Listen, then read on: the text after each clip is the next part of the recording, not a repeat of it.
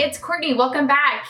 Today I'm going to be doing a review of Flyaway by Kathleen Jennings. Flyaway was published by Tor.com Publishers, which is my absolute favorite publisher, which you guys probably know by now because I talk about their books all the time. So before I get started on my thoughts on Flyaway, I'll give you guys just a little overview. I'm not going to say too much because it is a book that you kind of need to go into blind. It's hard to talk about the plot without giving a ton of spoilers, mostly because of the length and because it is fun to try to piece together everything that's happening around you as you're reading. The short of the long is Flyaway is about a young girl named Bettina, or Tina for short, whose brother and father have gone missing.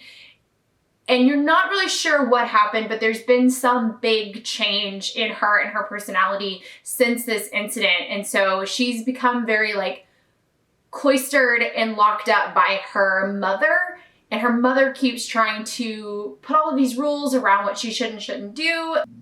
So at the beginning, you already start to get a little bit of this Eleanor Haunting of Hill House vibes of this young, timid woman and some sort of air of mystery about what exactly has happened. So you shortly into the novel, you meet her friends and they start talking about how much she's changed and how she used to be this rebel, and some big incident has happened that you're not really sure about. So anyway, she decides to go with two of her friends to try and find her brothers because she receives a mysterious letter in the mail that basically says, "I know what you did."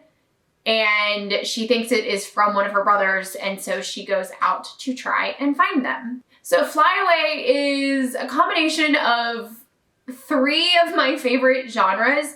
The first being, obviously, it's a gothic novel. Very early on, you get a lot of comparisons to gothic female tropes and madness and that sort of aspect. There are a lot of parallels that I draw. Maybe it's just because I've read Shirley Jackson, but I drew a lot of comparisons to Shirley Jackson's character.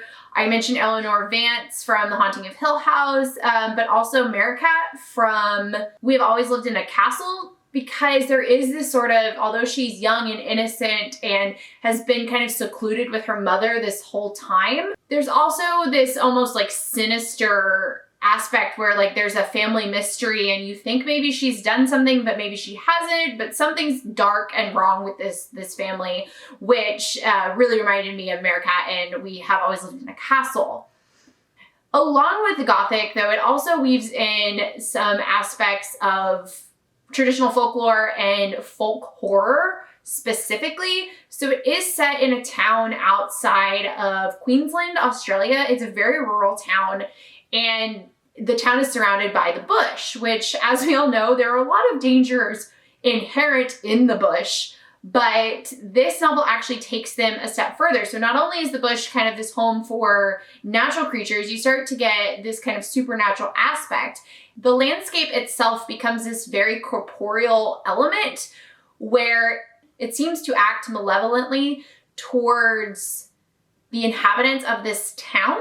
And so you get a lot of really atmospheric imagery of gnarled branches and thorns and really lush descriptions of all of these different things. So it makes it a very atmospheric novel, which if any of you all have watched a lot of specifically folk horror movies, you all know that the landscape plays such a huge role in those. So this definitely fits in pretty nicely to that genre. But the thing that I loved the most, and I think the thing that caught my attention the most, is that Jennings does a really good job of also adding an air of whimsy to this book. And so it's not all dark and scary, because in fact, the book really isn't scary. You also get a lot of references to transformation, which we all know happens a lot in classic fairy tales. I mean, we talk about the Frog Prince and things like that. So most good things in life, Flyaway really doesn't fit into a single genre. And it also doesn't turn into this sort of Frankenstein-esque creature.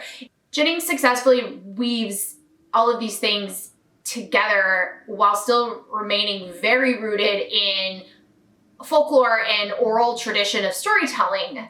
And in fact, like you can even see that in the way that this novel is designed and put together. She is an artist, and so she has all of these really beautiful, like traditional woodcut images that are interspersed throughout the novel. They're very subtle, but like as you're reading it, they add such a important visual element to like the experience of interacting with this novella. The other thing I really liked is there are short breaks within the narrative where she will tell a folk tale about the town, typically involving like the ancestors of some of the characters or seemingly related to the ancestors of the characters. And those provide, first of all, like a mental break for the reader, which I'll get to more on that later.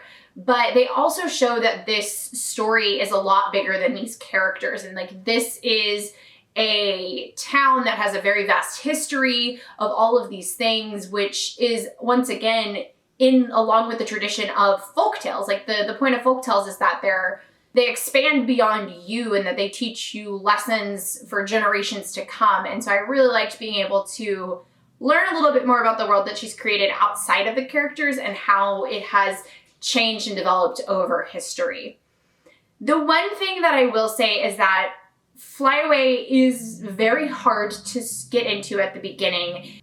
It is so vague at the beginning that it's almost a little confusing, and I did struggle sometimes. Like I would read a chapter and then I would be like, I don't understand any of what just happened. And so you kind of just have to go along with that feeling and like have a level of comfort with not really understanding everything. That's why another reason why I really liked the folktales is because they gave a good spot for me as a reader to become more grounded in the story. So I just didn't feel overly confused the whole time. And it was able to kind of take a breath. And even though I might not fully understand what had just happened in the plot, I didn't get discouraged because I got like a mental break of a fully confined story. So for some readers that could be frustrating. I have heard feedback from other people who've read it where they just had a hard time becoming invested because of how vague the beginning was. Yes, it is a little bizarre and there is a lot of ambiguity that goes into this story, but I did feel like it wrapped up enough that I left feeling satisfied and comfortable with the journey that I went on as a reader. So that's the most vague statement ever that I could end on.